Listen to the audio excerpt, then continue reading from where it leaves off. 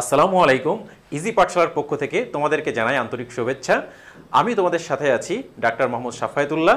আজকে আমাদের আলোচনার টপিকস হচ্ছে অগ্নাশয় এবং প্রশ্ন যেটি একটি লেখা আছে সেটি হচ্ছে অগ্নাশয়কে কেন মিশ্র গ্রন্থি বলা হয়।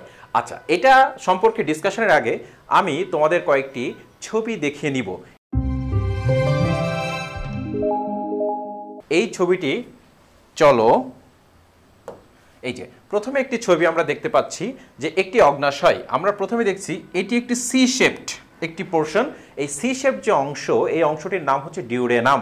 আমরা জানি আমাদের পেটের ভিতরের ক্ষুদ্রান্ত এবং বৃহদন্ত আছে।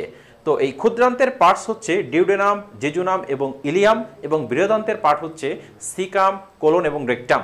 এগুলো আমরা 9-10 ক্লাসে শিখেছি। ওকে, এখন এই যে সি শেপ যে ডিউডেনাম আছে এর কুণ্ডলীর মাঝে আমরা দেখতে পাচ্ছি একটা পাতার মতো অংশ। সেই পাতার মতো অংশটি হচ্ছে অগ্নাশয়, যাতে আছে হেড, নেক, বডি এবং টেল। এই যে চারটি পোর্শন নিয়ে একটি অগ্নাশয় গঠিত। আচ্ছা, তাহলে অগ্নাশয়কে মিশ্র গ্রন্থি যে বলা হবে, তাহলে মিশ্র গ্রন্থি, গ্ল্যান্ড একটা শব্দ চলে এসেছে, গ্রন্থি বা গ্ল্যান্ড। তাহলে আমরা এটা একটু লিখি, গ্ল্যান্ড।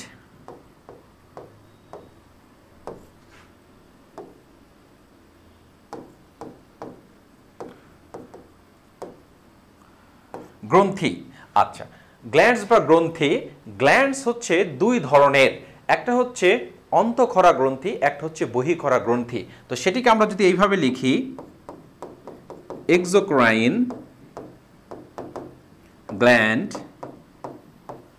আরেকটি এন্ডোক্রাইন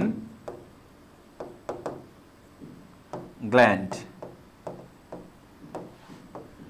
এন্ডো, এন্ডো শব্দের অর্থ হচ্ছে ভিতরে, তাহলে ভিতরে হলে অন্তঃক্ষরা। এন্ডো মানে ভিতরে, দ্যাটস ওয়াই অন্তঃক্ষরা,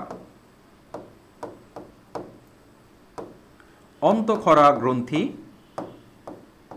আর এক্সো শব্দের অর্থ হচ্ছে বাইরে, সেটাকে আমরা বলছি বহিঃক্ষরা।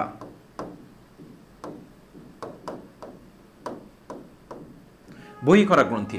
তাহলে আমরা এই গ্ল্যান্ড শব্দটি, গ্রন্থি বা গ্ল্যান্ড সম্পর্কে একটু জেনে গেলাম যে আমাদের সারা বডিতে দুই ধরনের গ্রন্থি আছে, একটা হচ্ছে এক্সোক্রাইন গ্ল্যান্ড বা বহিঃক্ষরা গ্রন্থি, আরেকটি হচ্ছে এন্ডোক্রাইন গ্ল্যান্ড বা অন্তঃক্ষরা গ্রন্থি। এই যে এক্সোক্রাইন গ্ল্যান্ড এরা কি রিলিজ করে এবং এন্ডোক্রাইন গ্ল্যান্ড কি রিলিজ করে, এটা আমাদের প্রশ্ন। তোমরা যারা জানো অবশ্যই কমেন্ট সেকশনে জানিয়ে দাও। আচ্ছা, এখন আমি বলে দিচ্ছি যে এন্ডোক্রাইন গ্ল্যান্ড যারা আছে তারা হরমোন ক্ষরণ করে, হরমোন ক্ষরণ করে। আর আমরা সবসময় জানি হরমোন সবসময় ক্ষরিত হয় ব্লাডে বা রক্তে। আচ্ছা, তাহলে এটা লিখি যে ব্লাড বা রক্তে হরমোন ক্ষরিত হয়। ওকে, আচ্ছা, এর সাথে এই যে এক্সোক্রাইন গ্ল্যান্ড, বহিঃক্ষরা গ্রন্থি, এটি ক্ষরিত হয় এনজাইম। আচ্ছা, এই এনজাইম কোথায় ক্ষরিত হয়? ডাক্ট বা নালীতে, ডাক্ট বা নালীতে। তাহলে আমরা গ্রন্থি সম্পর্কে একটা ছোট্ট একটু ধারণা পেয়ে গেলাম, সেটা হচ্ছে যে এক্সোক্রাইন গ্ল্যান্ড মানে বহিঃক্ষরা গ্রন্থি। বহিঃক্ষরা গ্রন্থি সবসময় এনজাইম ক্ষরিত করে এবং সেটি ক্ষরিত হয় নালীতে। আর একটি এন্ডোক্রাইন গ্ল্যান্ড বা অন্তঃক্ষরা গ্রন্থি, যেটি ক্ষরিত করে হরমোন এবং সেটি ক্ষরিত হয় ব্লাডে।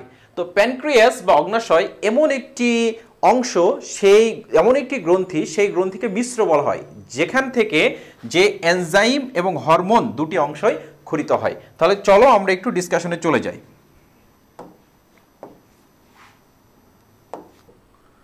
ওকে, তাহলে এন্ডোক্রাইন ফাংশন বা অন্তঃক্ষরা প্রপার্টি সম্পর্কে আমরা এখন আলোচনা করব। তো এন্ডোক্রাইন ফাংশনের ভিতরে আমাদের প্রথমে যেটি ছিল সেটি হচ্ছে চারটি কোষ আছে। এই চারটি কোষ প্রথমে আমরা লিখে নিই, আলফা কোষ বা আলফা সেল অর আলফা কোষ। আলফা কোষ আমরা জানি আলফা কোষ ক্ষরণ করে গ্লুকাগন, গ্লুকাগন।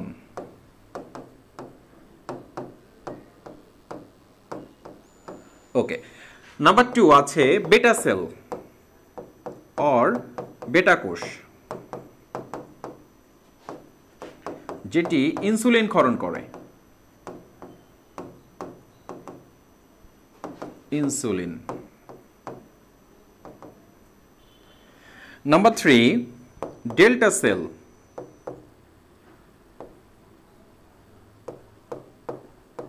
ডেল্টা কোষ যেটি সোমাটোস্ট্যাটিন ক্ষরণ করে। Somatostatin or somatostatin. Number 4 PP cell বা pancreatic polypeptide cell. Pancreatic polypeptide. Pancreatic polypeptide cell এর আরেকটি অপর নাম হচ্ছে গামা কোষ বা গামা সেল। এই প্যানক্রিয়াটিক পলিপেপটাইড সেলটি ক্ষরণ করে হচ্ছে প্যানক্রিয়াটিক পলিপেপটাইড। Pancreatic polypeptide.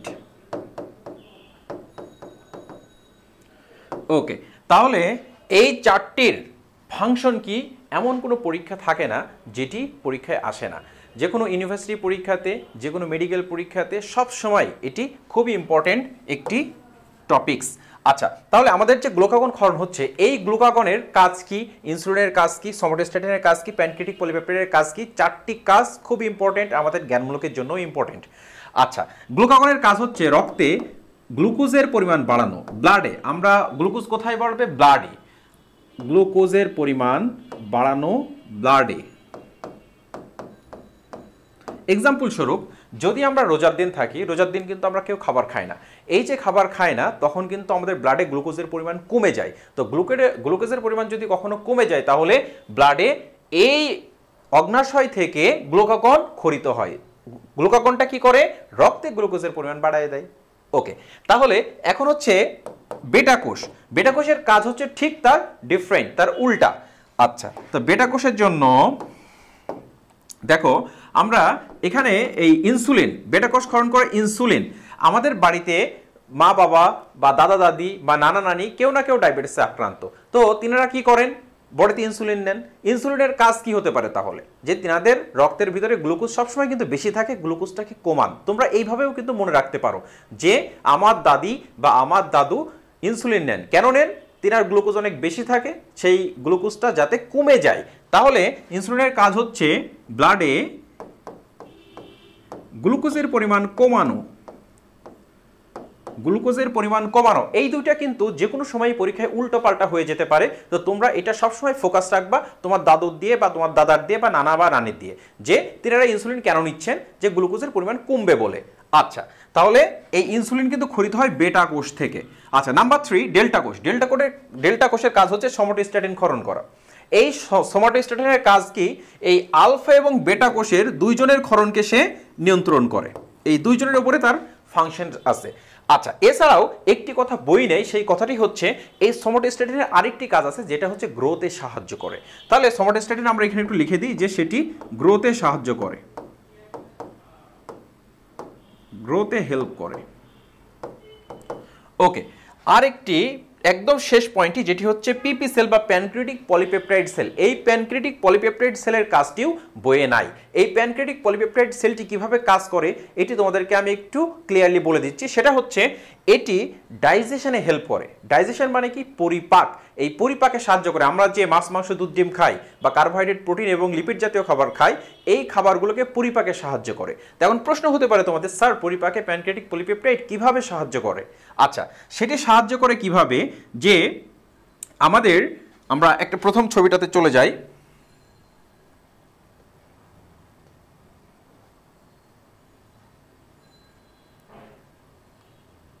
ওকে, এই যে ছবিটি আমরা দেখতে পাচ্ছি, এই ছবিটিতে আমরা দেখতে পাচ্ছি যে এই লিভার থেকে তৈরি হচ্ছে পিত্ত, এবং এই যে পিত্তটি, এই পিত্ত কিন্তু যাচ্ছে এই যে ডিউডেনামে।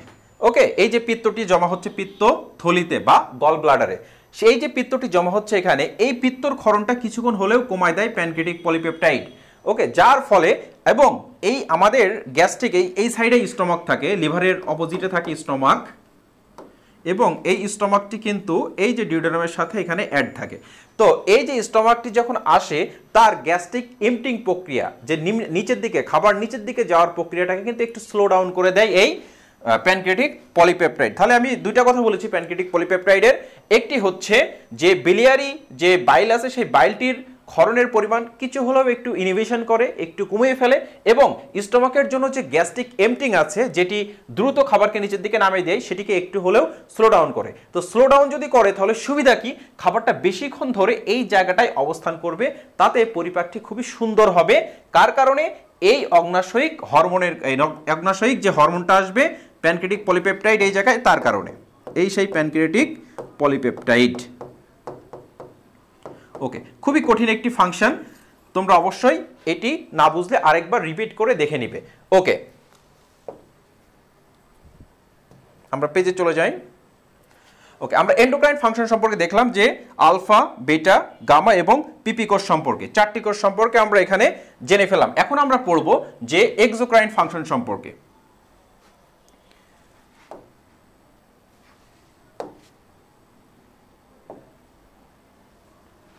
Exocrine function,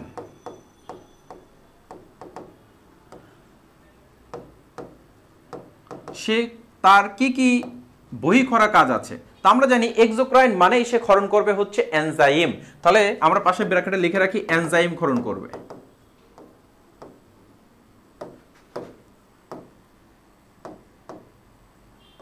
enzyme.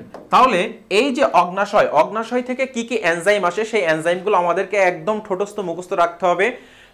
বিগত জাহাঙ্গীরনগর বিশ্ববিদ্যালয় পরীক্ষাও এখান থেকে 2 থেকে 3টি অবজেক্টিভ এসেছিল।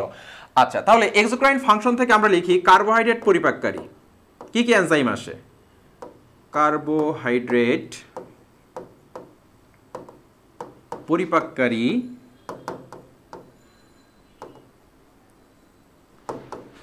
এনজাইম। কার্বোহাইড্রেট পরিপাককারী এনজাইম আসে প্যানক্রিয়েটিক, যেহেতু অগ্নাশয়, অগ্নাশয় থেকে শুরু হয় প্যানক্রিয়াস দিয়ে, দ্যাটস হোয়াই এটি প্যানক্রিয়েটিক। তাহলে প্যানক্রিয়েটিক অ্যামাইলেজ, প্যানক্রিয়েটিক অ্যামাইলেজ, বা আমরা বাংলায় যদি এভাবে লিখি যে অগ্নাশয়িক অ্যামাইলেজ।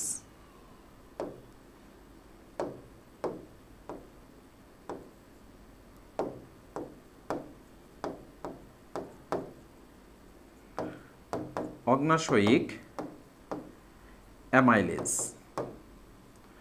আর একটি আছে মল্টেজ।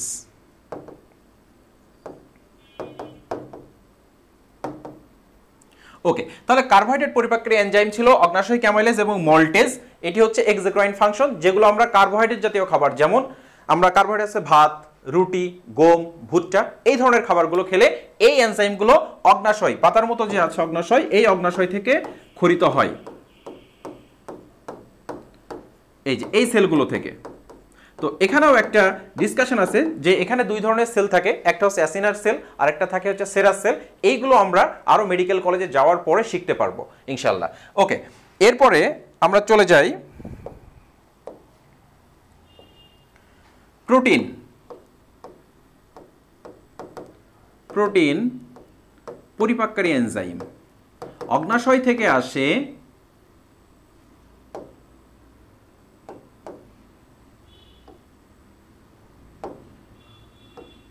প্রোটিন পরিপাককারী এনজাইম কি কি? তো আমরা অগ্নাশয় থেকে আসে প্রোটিন পরিপাককারী অনেকগুলো এনজাইম আসে, সেগুলোর নাম আমাদের একদম ঠোঁটস্থ মুখস্থ থাকতে হবে। ওকে, প্রথমে যেটা আছে সেটা হচ্ছে trypsin. Trypsin, chymotrypsin,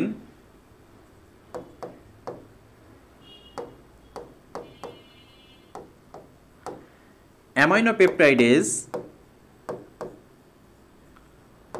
aminopeptidase.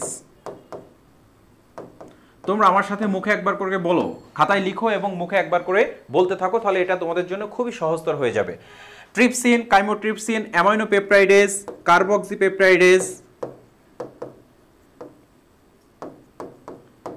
কার্বক্সিপেপটাইডেজ, dipeptidase,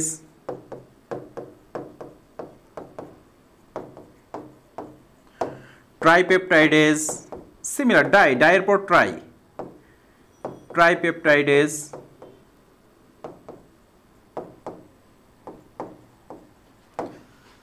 collagenase, collagen fiber, collagen কিন্তু প্রোটিন, সো কোলাজিনেজ, আরেকটা ইলাস্টেজ।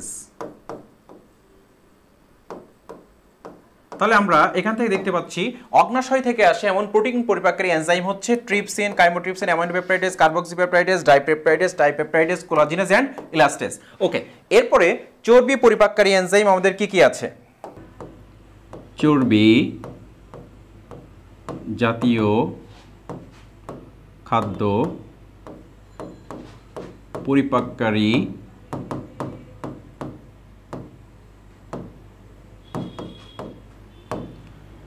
এনজাইম। ওকে, তাহলে চর্বি জাতীয় খাদ্য পরিপাককারী এনজাইমের ভিতরে যেটা আছে সেটা হচ্ছে অগ্নাশয়িক লাইপেজ,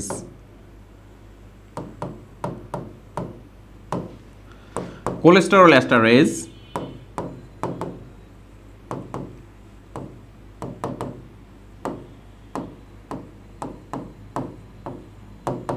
এবং ফসফোলাইপেজ।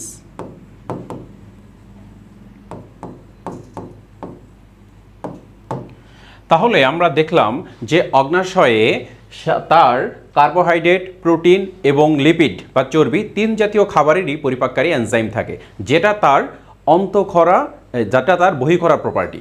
তাহলে আমরা হচ্ছে একটা অগ্নাশয়ের অন্তঃক্ষরা এবং বহিঃক্ষরা উভয় প্রপার্টি সম্পর্কেই জানলাম। তাহলে এই যে অন্তঃক্ষরা এবং বহিঃক্ষরা প্রপার্টির জন্য অগ্নাশয়কে মিশ্র গ্রন্থি বলা হয়। তোমরা এই টপিকসটি অবশ্যই খাতায় লিখে ফেলবে, নোট করবে এবং সুন্দর করে এটাকে আত্মস্থ করবে। কারণ আমি পূর্বেও বলেছি এবং আবার বলছি যে বিশ্ববিদ্যালয়ে এমন কোনো বিশ্ববিদ্যালয়ে পরীক্ষা নেই যে এখান থেকে একটি অবজেক্টিভ বা দুইটি অবজেক্টিভ তোমাদের আসবে না, অবশ্যই আসবে। তোমরা সুন্দর করে প্রিপারেশন নাও। সবাই ভালো থাকো, সুস্থ থাকো। সবাইকে অসংখ্য ধন্যবাদ।